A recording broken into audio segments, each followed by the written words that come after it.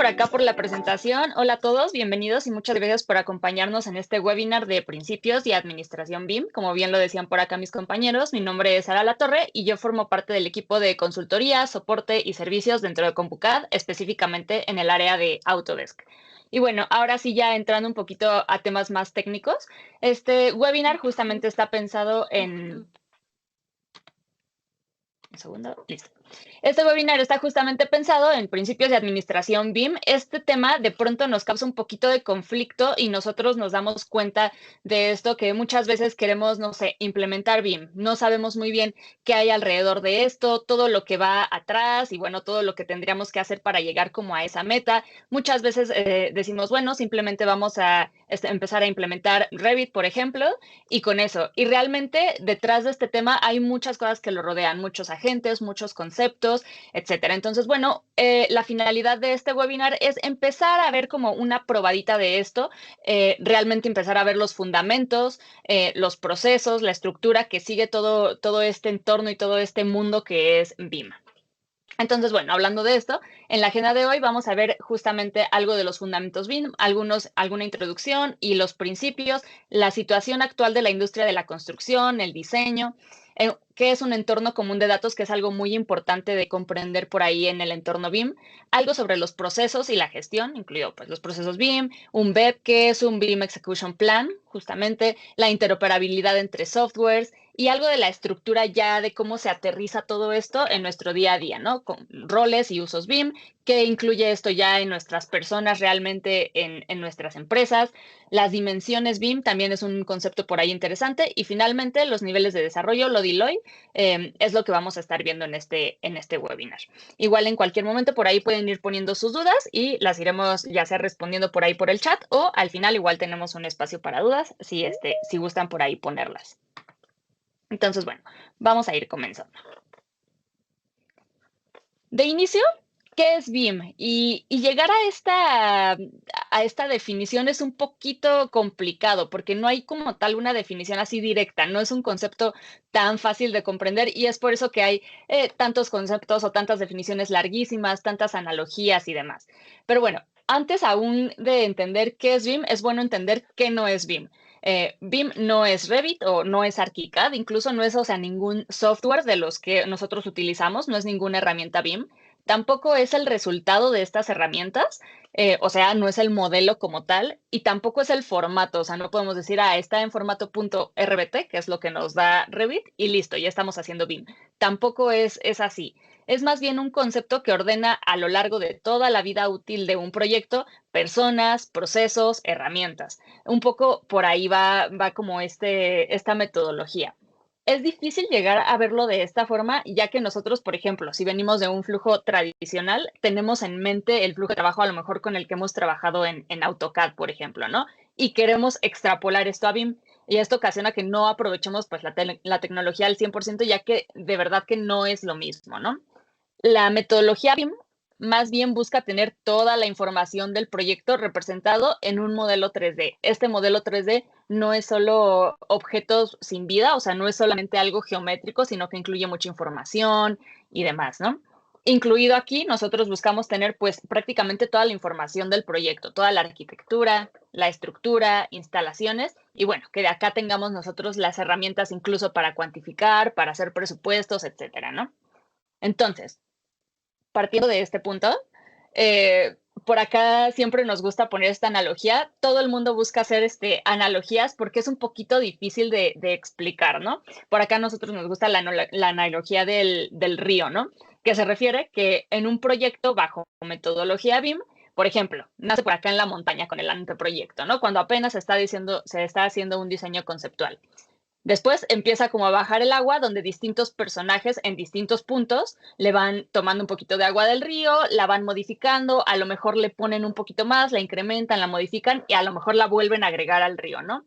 Así como cada quien en un proyecto va añadiéndole cosas al modelo, a lo mejor alguien por ahí le agrega algo de presupuesto, incluso si, por ejemplo, el proyecto llegara hasta su demolición, como lo vemos por acá ya hasta abajo, también tendría que complementarse o contemplarse esto dentro de la metodología BIM. Todo esto lo tendríamos que tener en mente cuando empezamos un proyecto, ¿no? Ahora, Lo que pasa es que si en algún punto alguien intoxica algo, agua del río, a lo mejor alguien le pone ácido o algo así, de ahí para abajo esto ya va dañado. Y esto mismo pasa en nuestra metodología BIM, en nuestro modelo, ¿no? Si alguien lo intoxica, de ahí para abajo, pues ya no va a haber peces, por ejemplo, ¿no? Y esto mismo se refleja acá, ¿no?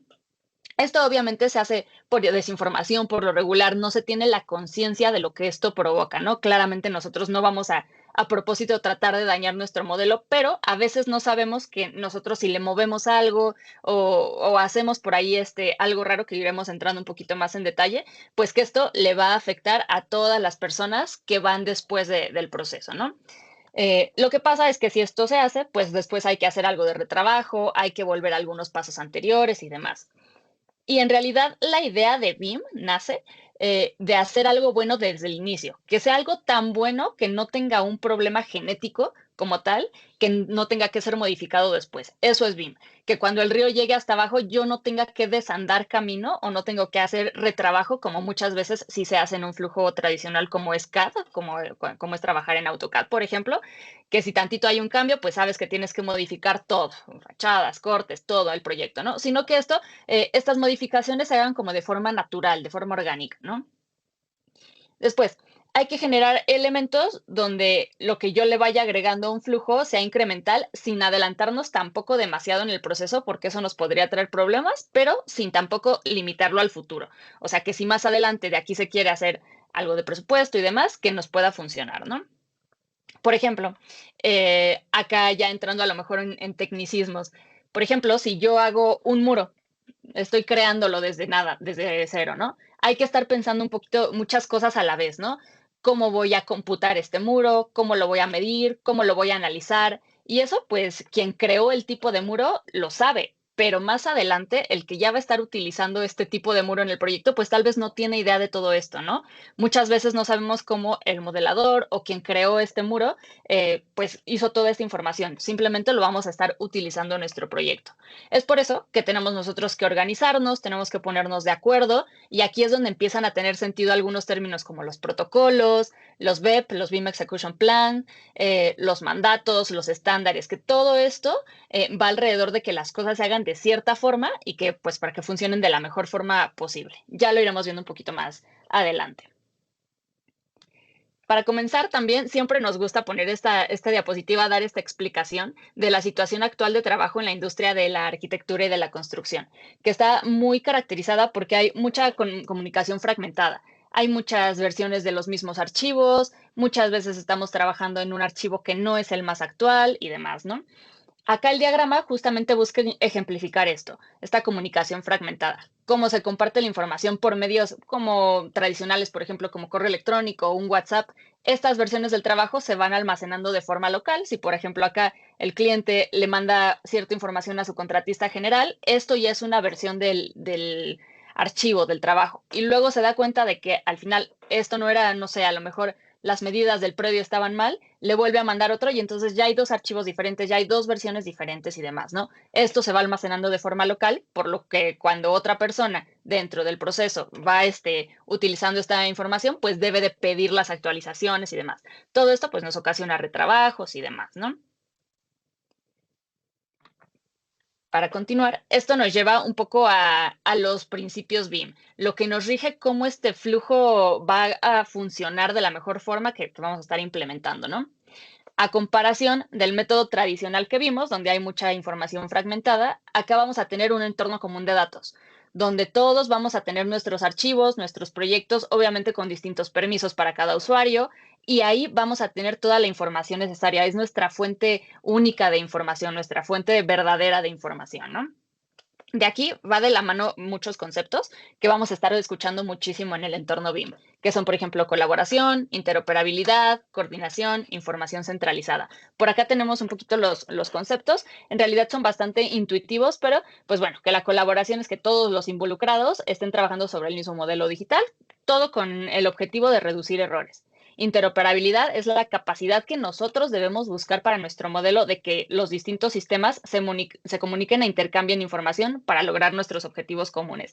No es realista pensar que todos vamos a estar trabajando exactamente en la misma versión, exactamente en el mismo software y demás, ¿no? Ni siquiera es esto sostenible, ¿no? Coordinación, se trata de alinear todos estos esfuerzos con todas las disciplinas, evitando la duplicidad de trabajo y mejorando la eficiencia, que no estemos tampoco chocando los unos con los otros. Y finalmente, la información centralizada, que es justamente el propósito del entorno común de datos, que toda la información del proyecto esté disponible en un solo lugar, accesible para quienes la necesiten en cada una de las etapas, ¿no?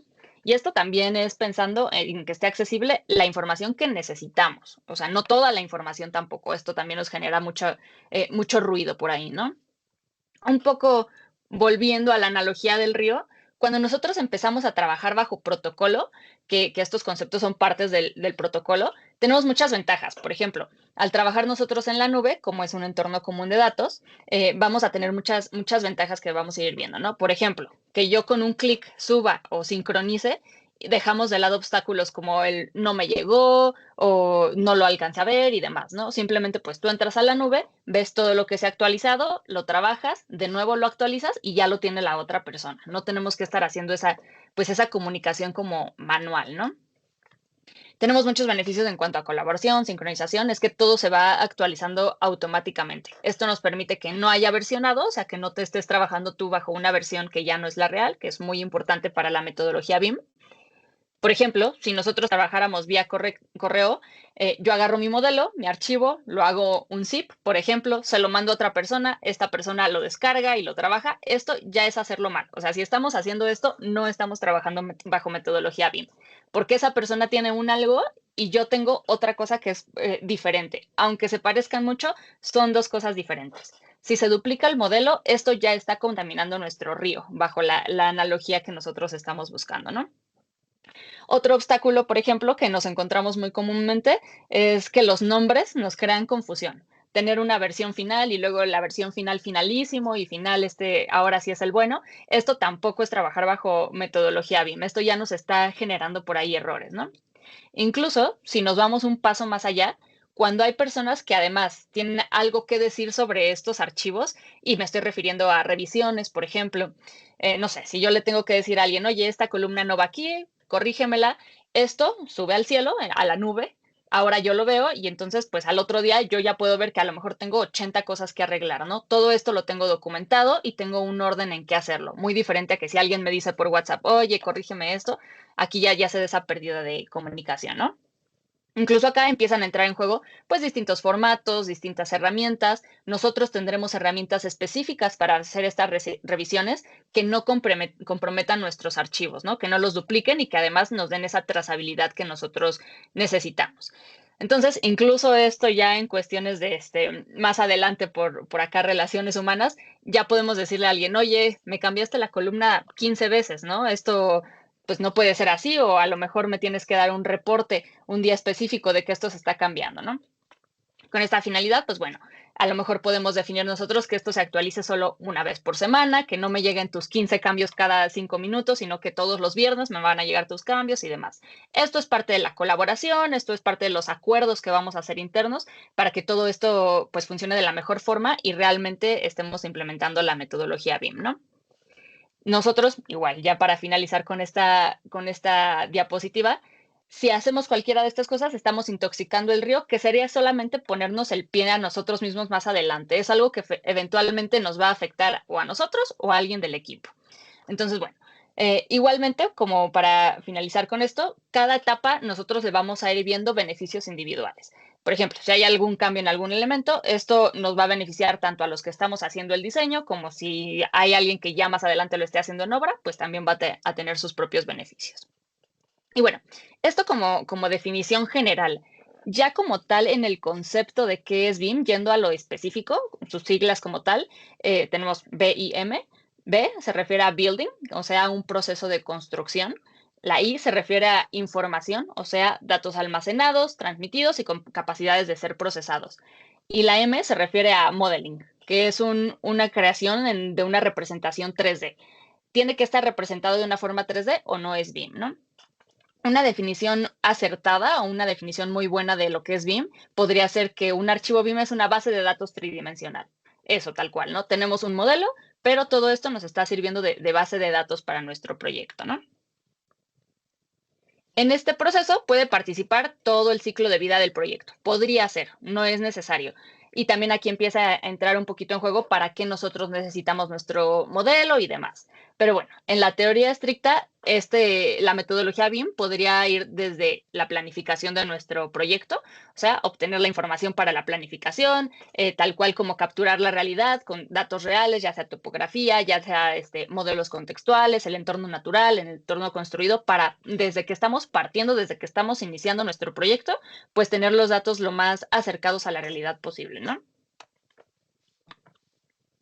Luego, también durante la fase de diseño, ya que nosotros estamos haciendo algo de diseño conceptual, análisis, detallado, documentación, cuando estamos tomando las decisiones de, oye, nuestro edificio lo vamos a orientar 30 grados hacia el norte, o a lo mejor si lo giramos un poquito más, nos llega mejor luz del sol y demás, ¿no? Todo este diseño conceptual también podría estar incluido acá en el proceso BIM, ¿no? Todo el proceso de preconstrucción comienza utilizando datos BIM para lograr como esta programación y la logística incluso, ¿no? Si nos fuéramos incluso, también ya pasando por todo el proyecto ejecutivo y demás, hasta la fase de construcción, también el propósito sería que utilizáramos todos estos datos que al final ya nos llevó mucho tiempo, mucho esfuerzo darle a nuestro proyecto, pues que realmente los podamos estar utilizando durante la construcción, tanto para gestionar si esto ya se construyó, cuándo, en qué etapa hay que construirlo, hasta qué día ya deberíamos de tener ahí cierto avance de la construcción y demás, como para la operación, que también todos estos datos se trasladen a las operaciones y al mantenimiento, ¿no? Y que más adelante, si algo falla, si tenemos que hacer ahí algún arreglo en la tubería, lo que sea, pues que sepamos exactamente dónde buscarlo. Incluso llevándolo un paso más allá, que no tengamos que esperarnos a arreglar estos problemas, ¿no? Sino que sabemos que a lo mejor de aquí a 10 años hay que hacer ciertos mantenimientos, que nosotros lo podamos ir gestionando y pues bueno, con esto alargar la vida útil de nuestros proyectos. Todo esto lo podría o lo debería de abarcar el proceso BIM. Obviamente acá pues ya habría que nosotros considerar hasta dónde llegamos nosotros, hasta dónde llega nuestro papel, qué es lo que nosotros tenemos que entregar y demás, ¿no? Y acá entra un poco la interoperabilidad entre programas. Para todos estos objetivos y para todas estas etapas, nosotros tenemos muchas herramientas en la industria especializadas para distintas fases y disciplinas de los proyectos. Desde lo conceptual, por acá vemos que brief, concept, definition, diseño, y van acá interactuando muchas herramientas distintas, ¿no? Em, Así como para los distintos tipos de información que necesitemos. Por ejemplo, si es una información de documentación, a lo mejor la necesitamos en un PDF. Si es una información no gráfica, la necesitamos en algún otro formato. O si es algo gráfico ya del modelo como tal, pues bueno, la metodología BIM tiene que considerar y abarcar todo este proceso. Y si se dan cuenta, aquí algo muy importante es que esto no necesariamente tiene que ser en el entorno de Autodesk.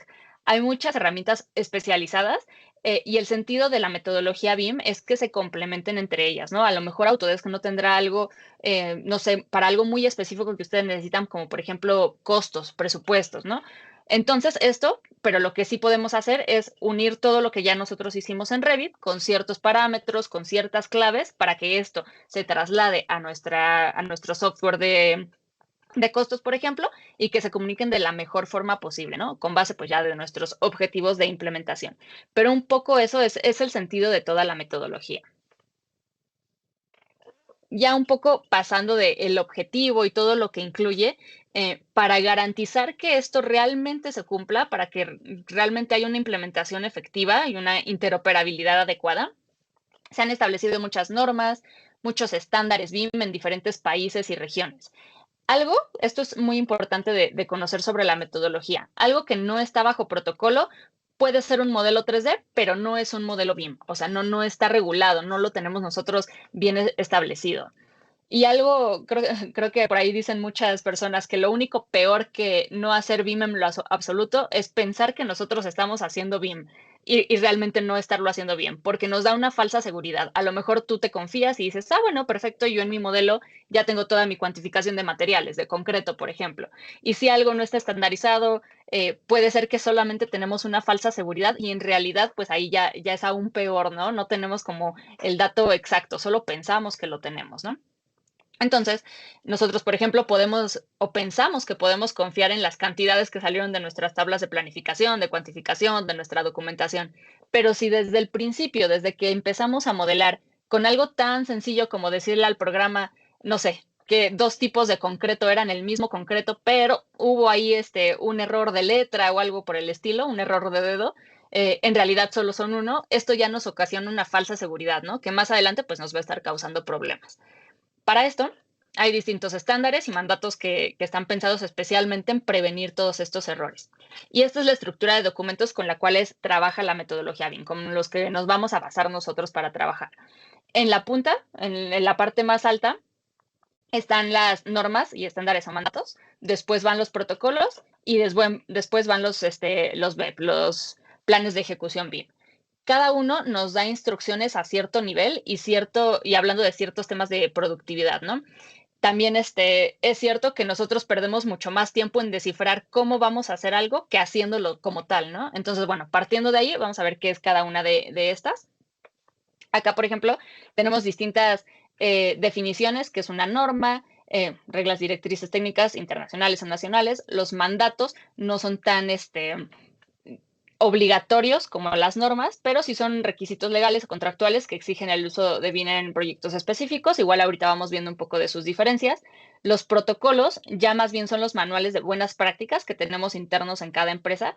Estos pueden o no ser compatibles con el BEP. O sea, el protocolo sí tiene que, de cierta forma, darle pie al BEP, pero el BEP es un documento ya específico de cada proyecto o debiera ser un documento específico para cada proyecto, en el que se definen parámetros de carácter técnico, versiones de software, formatos de intercambio y demás, ¿no? Y digo que son específicos, muchas veces los tomamos como referencia y solo los vamos modificando, pero en general, pues bueno, para un proyecto no va a aplicar exactamente lo mismo que para otro, ¿no? Incluso si tenemos, por ejemplo, ahí subcontratistas y demás, pues probablemente cambien algunas cosas, ¿no? El BEP va por debajo, ya que son especificaciones técnicas particulares de cada proyecto. Por ejemplo, en este proyecto y no en otro, vamos a hacer un respaldo todos los jueves, por ejemplo, ¿no? Esto sí podría repetirse en otros proyectos, pero entonces se va al protocolo. Es un poco el sentido de esto. Si esto se va a repetir en todos los proyectos, se va al protocolo. Si es específico de se queda en el BEP, ¿no? A veces el protocolo es incluso más estricto que la norma, porque las normas nos dan como ciertas pautas, pero no nos dicen reglas específicas, ¿no? Entonces, a veces esto viene mucho más detallado que la norma como tal, pero sí o sí la tiene que seguir. Hasta octubre de 2018, la mejor norma que había era la inglesa y eran las PAS, que están por acá del lado derecho. Luego, en 2018, Gran Bretaña anuncia que no se va a trabajar más sobre esta y que todos los esfuerzos y recursos van a ir a desarrollar la ISO 19650, que ya es una norma internacional. Esto se convirtió como en la constitución mundial para el BIM. Las PAS, por ejemplo, tenían como 2000 páginas, la ISO nace con solo 200.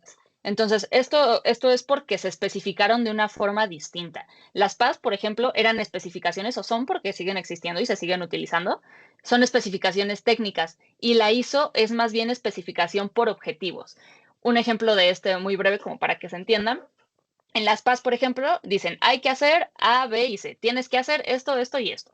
Y luego, en la ISO, viene más bien como un concepto, como, oye, en un modelo debe de ser posible que se pueda hacer esto, que se pueda modelar por niveles, por ejemplo, ¿no? Que esto pues incluye muchas cosas, ¿no? El poder modelar por niveles incluye muchos conceptos, pero en la ISO viene como más general, ¿no? Esto incluye muchas cosas que, bueno, si no las sigues, pues estás fuera de norma y al final, pues no lo estarías cumpliendo, ¿no? La ISO dice algo muy general, como no puedo hacer un modelo BIM que cuando llegue a la etapa de instalaciones lo tenga yo que cambiar, y eso implica un montón de cosas. No nos da instrucciones específicas, pero da generalidades que dependen de muchos factores para poder cumplirse, ¿no? Acá, ya hablando sobre normas, estándares y mandatos específicos, justamente acá es donde entra la ISO, las PAS, que aquí están unos conceptos en los cuales no nos detendremos tanto, pero entran dentro de esta parte de normas, ¿no? Incluso acá entran los niveles de madurez BIM, que esto se implementó en algunos países. Aquí no es obligatorio, pero por ejemplo en Reino Unido, Singapur, Noruega, esto ya se implementó de una forma mucho más obligatoria. Estos niveles pues definen la progresión gradual en la adopción del BIM, establecen ciertos requisitos específicos para estar dentro de ciertos niveles de madurez, ¿no? Y más allá también entran las normativas locales. Muchos países también han desarrollado sus propias normativas, propias guías BIM y demás. Por ejemplo, el plan de implementación BIM en España, la directiva BIM en los Países Bajos, la guía BIM en Estados Unidos, entran también dentro de esta parte de normas, ¿no? Las principales diferencias entre un estándar y un reglamento técnico, solamente para que lo sepamos, es que un estándar es un documento elaborado por un organismo competente, pero su aplicación es voluntaria. Para que un estándar sea publicado, sí debe de haber un consenso entre las partes interesadas, como expertos, empresas, usuarios, y aunque no es obligatorio, su incumplimiento nos podría generar algunas consecuencias pues, indirectas en el mercado, ¿no? A lo mejor no somos tan competitivos, no tenemos tanta confianza, no tenemos tanta eficiencia porque no seguimos un estándar. Y por el otro lado, un reglamento técnico, este sí es emitido por una autoridad competente y su aplicación es obligatoria. A diferencia del estándar, este no requiere consenso, o sea, si una autoridad competente dice, ¿saben qué? Este es el reglamento y a partir de mañana se cumple, pues hay que cumplirlo sí o sí, ¿no? Y su incumplimiento podría acarrear sanciones legales, administrativas. No es solamente que a lo mejor estemos por debajo del mercado, sino que aquí pues sí ya nos representaría una sanción, ¿no? En resumen, mientras el estándar busca alinear buenas prácticas de forma voluntaria, el reglamento técnico pues sí establece cosas obligatorias formales que deben de cumplirse por ley, ¿no? Ya por la parte de las normas, aquí tenemos algunos ejemplos de normas y mandatos BIM establecidos a nivel internacional, europeo y nacional, ¿no? Todos estos buscan asegurar una implementación efectiva de la metodología BIM, una interoperabilidad adecuada entre los distintos agentes, ¿no? Acá, por ejemplo, de forma internacional tenemos justamente la ISO, la europea tenemos por acá el Comité Europeo de Estandarización, el CEN, que desarrolla estándares técnicos también aplicables a todos los países miembros de la Unión Europea. Y de forma nacional, pues ya lo que cada país vaya adoptando, vaya aplicando, ¿no? Como la DIN de Alemania, la UNI de Italia, el BCI de Gran Bretaña y demás, ¿no? Incluso por acá, no están aquí incluidos, pero incluso Chile, Perú tiene por ahí algunas normas nacionales. Acá en México aún no se tiene un mandato BIM obligatorio al 100%, como en algunos otros países, que sí o sí se tiene que entregar todo en BIM, pero sí cuenta con guías oficiales para licitaciones públicas, sí cuenta con normas técnicas y sí cuenta con una estrategia nacional en desarrollo, lo que igual, pues bueno, ya nos marca un claro camino hacia la estandarización. Realmente sí es allá donde vamos dirigidos, ¿no? Por acá, algo que salió en el Diario Oficial de la Federación, que la metodología BIM debe ser aplicada a todas las etapas de la vida útil de la obra pública. Esto fue como muy específico para la obra pública, pero pues bueno, es una muestra de que ya nos estamos dirigiendo hacia allá, ¿no? Algunos otros mandatos BIM en México son como la guía de licitaciones públicas con requerimientos BIM que salió en el 2021. Esta incluye algunas fases de adopción BIM, requerimientos mínimos, definiciones de roles y buenas prácticas. Y la norma mexicana que les pongo por acá, que también es una norma técnica que establece los fundamentos de la metodología BIM. Nos sirve como una base para procesos constructivos y demás, ¿no? Su uso es voluntario, pero pues sí es cada vez más referenciado en licitaciones y profesionales del sector. Entonces, bueno, es bueno tenerlo en mente, ¿no? Ahora, iniciando un poquito ya con cosas técnicas, vamos a iniciar con el concepto del BEP o el Plan de Ejecución BIM. Este documento es considerado la hoja de ruta del proyecto BIM, donde aquí vamos a establecer reglas, normativas internas y compromisos que todos los participantes debemos de seguir. Incluye desde información esencial, como los objetivos BIM del proyecto, que también ahorita los vamos a tocar un poco, los responsables, qué personas van a ser las responsables de estos objetivos, los canales de comunicación, por dónde nos vamos a comunicar, esto cómo me lo vas a estar mandando y demás, los entregables esperados y cómo se va a coordinar el trabajo entre equipos. Son los 4 pasos que están por acá, ¿no? Ahora, el BEP y el protocolo no son solo instrucciones de cómo voy a modelar tal muro, ¿no? Es además cómo me voy a comunicar entre dos programas, en qué formatos, para que cuando se unan realmente pues no se intoxique nuestro modelo, nuestro río, ¿no? También vamos a hablar de tiempos, que si me lo vas a entregar, por ejemplo, yo necesito que tal especificación me la entregues 40 días antes del colado con tal especificación, ¿no? Que tal forma de comunicación oficial esté especificada. O sea, nosotros, por ejemplo, podemos acá decir, oye, esta comunicación sabemos que tiene que ser por Autodesk Docs, ¿no? Por cierto medio. Entonces, no importa si tú me mandas a lo mejor 10 WhatsApps con diferentes archivos, lo oficial es lo que está dentro de la plataforma que nosotros acordamos, ¿no? Entonces, en BIM, todo esto lo que se intenta es que no haya espacios vacíos, no dejar espacios como ahí a la imaginación, porque estos espacios vacíos muy rápido se llenan de errores, ¿no? Y es por eso que el BEP es un documento vivo, o sea, hay que irlo modificando, hay que irlo alimentando según se requiera, según cambien las necesidades del proyecto. También puede ser que a la mitad del proyecto te das cuenta de que algo no está funcionando y que tiene que cambiar por un imprevisto, ¿no? Entonces, bueno, esto también es válido, también se vale en nosotros que lo vayamos modificando a lo largo del proyecto, ¿no? Al final esto es un proceso, eh, como cuando nosotros vamos al banco y nos piden llenar un formulario, nosotros no le podemos decir a la gente o a la persona que nos está atendiendo que no, que yo no lo voy a llenar y que yo se lo voy a anotar en otra hoja, ¿no? Es lo mismo. Nosotros tenemos que seguir un protocolo, nos estamos comprometiendo a esto, nos estamos comprometiendo con la metodología y un poco de eso va por acá el sentido, ¿no? Para crear estos BEP hay guías disponibles.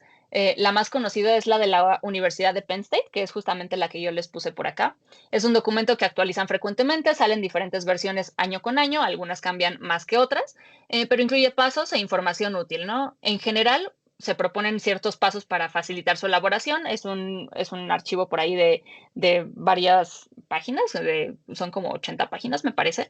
Y en general te ayudan a identificar objetivos y usos BIM, te ayudan a diseñar el proceso de ejecución del proyecto BIM, desarrollar los intercambios de información, por acá el tercer paso, y finalmente definir la estructura, la infraestructura de soporte para la implementación BIM, ¿no?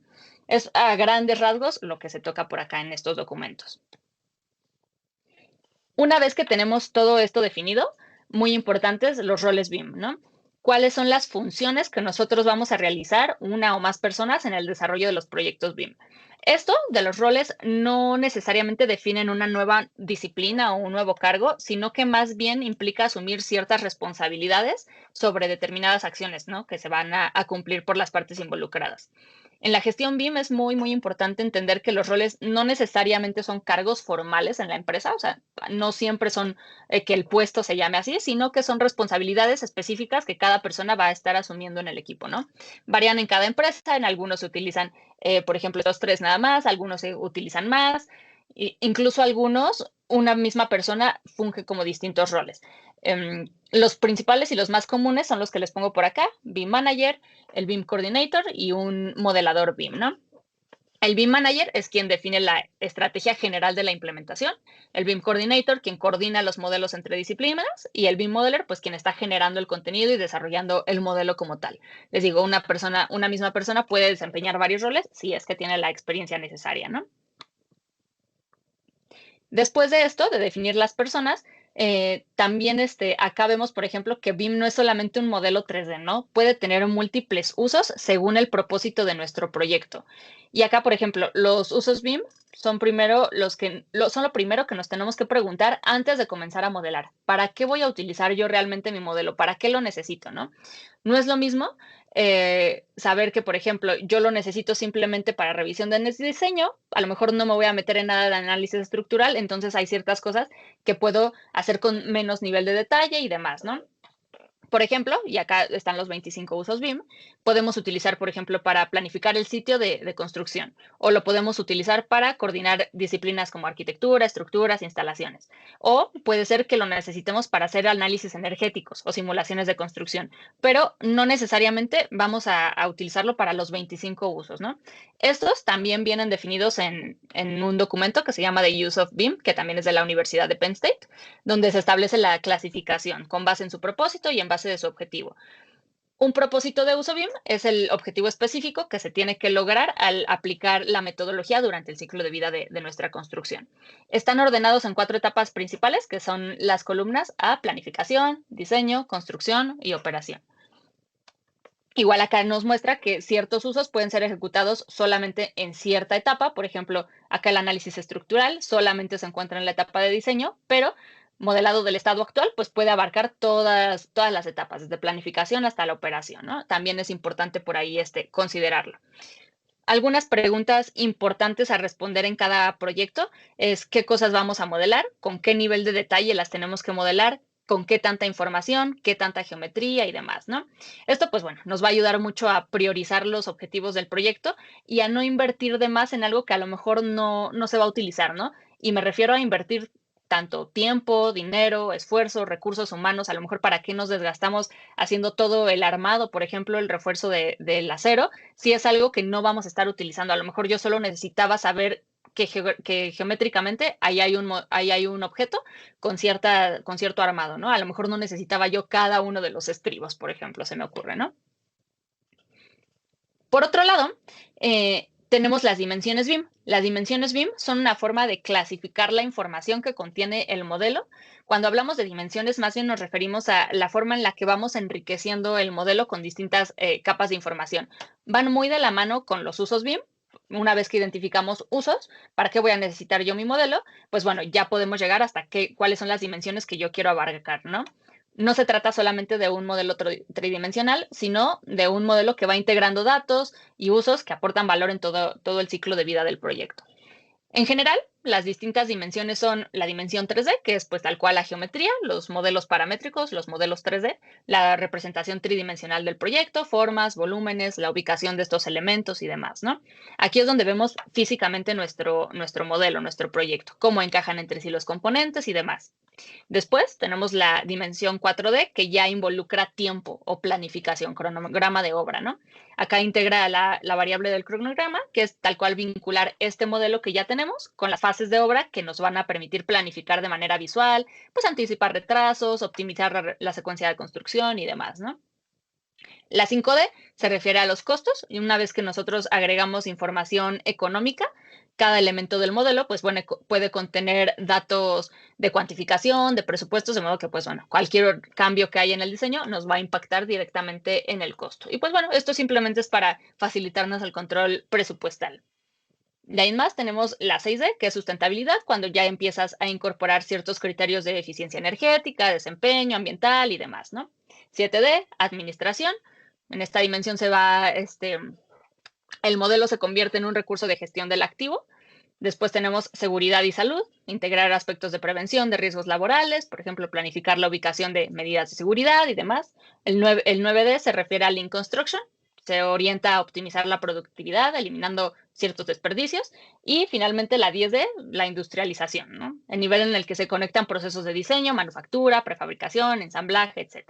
Cada una de las dimensiones representa un nivel de madurez y de complejidad de la información que podemos nosotros gestionar. No necesariamente tenemos que pasar por todas las dimensiones. A lo mejor para mí solo es importante 5D y 6D, o a lo mejor solo la 7D y no me importa nada de los costos. En general se tiene que ver como algo integral, pero no necesariamente tenemos que pasar por todas, ¿no? Con base en todo esto, nosotros podemos ir estableciendo nuestro nivel de madurez BIM. Un segundo, ya, que tal cual describe nuestro grado de colaboración e integración con distintos datos del proyecto. Por acá les puse como muy brevemente de qué va cada uno de los niveles. Y solo para que nos demos una idea, acá la mayoría de proyectos, de clientes, de usuarios acá dentro de Latinoamérica, estamos entre el nivel 0 y 1 incluso, ¿no? Entonces, bueno, hay algunos países que ya van mucho más allá, que ya van en el nivel 2, y muy difícilmente ahora nos encontraremos ahí con proyectos que ya estén en el nivel 3. Entonces, bueno, solo para que tengan como contexto de dónde estamos, ¿no? De ahí en más, tenemos distintos conceptos de LOD. Estos no son los usos BIM, sino que definen la calidad del diseño para ejecutar los modelos BIM. Level of Development, Level of Definition, todos estos conceptos salieron dependiendo de la fuente de información. Algunos vienen de Estados Unidos, algunos vienen de Reino Unido, y en general se fueron homogeneizando. El primero que surgió fue el Level of Detail, y de hecho este surgió desde los videojuegos, desde la industria de los videojuegos, y luego nos dimos cuenta de que aplicaba muy bien para justamente el nivel de información acá dentro de proyectos de construcción y diseño.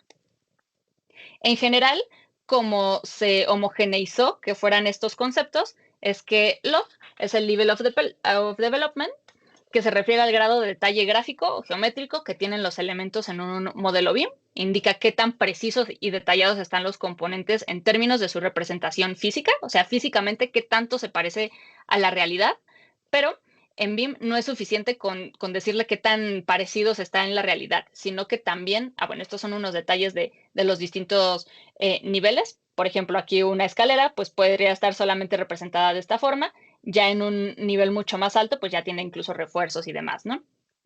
Pero en BIM no es suficiente esto, no es suficiente que se parezca a la realidad, sino que también tiene que tener cierto grado de información, ¿no? Y para eso nos sirve el LOI, Level of Information. Ambos son conceptos que van un poco de la mano y que tenemos que tener muy en cuenta cuando estemos adaptando la metodología. Y acá habrán dado cuenta, si alguien de ustedes ha utilizado Revit, por ejemplo, que puede que mi puerta esté muy parecida a la realidad, pero que no tenga toda esta información, ¿no? O sea, que no nos esté diciendo fabricante, hojas técnicas, datos, materiales, incluso podrían tener por ahí propiedades térmicas, físicas, químicas y demás, ¿no? Entonces, bueno, esa es como la diferencia de ambas. Este simplemente es un ejemplo. Por ejemplo, un LOD 200 nos habla de que un muro, por ejemplo, puede tener una representación geométrica muy aproximada a la información básica, como el tipo de material, pero con un LOI 200. Estos se pueden ir combinando, ¿no? O sea, que la información del muro realmente ya tenga datos sobre el material, resistencia térmica, grosor, ubicación, ¿no? Y muy importante, pues también saber para qué se van a utilizar estos modelos, estos elementos, ¿no? Un poco, esta es como muy por encima, sé que es un mundo de información, pero es como la primera probadita de a lo que se refiere la metodología BIM, ¿no? Acá hablando solamente para concluir con el LOD y LOI, ambos conceptos son clave para garantizar que el modelo BIM no solo se represente adecuadamente los elementos constructivos, sino que también contenga la información necesaria para su gestión, operación y demás, ¿no? Con esto concluimos como esta introducción a la metodología BIM. Espero que les sea como de mucha utilidad la información. También aprovechando el foro, nosotros contamos con ciertos servicios justamente para tratar de ayudarlos con esta implementación de la metodología, ¿no? Tanto en cuanto a diagnóstico, de en qué etapa están ustedes, por ejemplo, en qué grado de madurez se encuentran, evaluamos un poco de sus procesos y herramientas actuales, identificamos los usos BIM y les ayudamos a hacer como un roadmap de implementación a corto y mediano plazo, con qué puedes comenzar desde ya y a qué nos queremos dirigir. Y también, por otro lado, si ustedes ya cuentan, por ejemplo, con su propio web, les podemos dar algunas recomendaciones estratégicas, podemos hacer esa revisión express del web, si realmente está funcionando como debería de funcionar o a lo mejor por ahí tiene pérdidas de comunicación y demás, ¿no? Con ciertas entrevistas y demás. Si a alguien le interesa, pues bueno, se puede poner en contacto con nosotros y les damos información un poquito más detallada al respecto.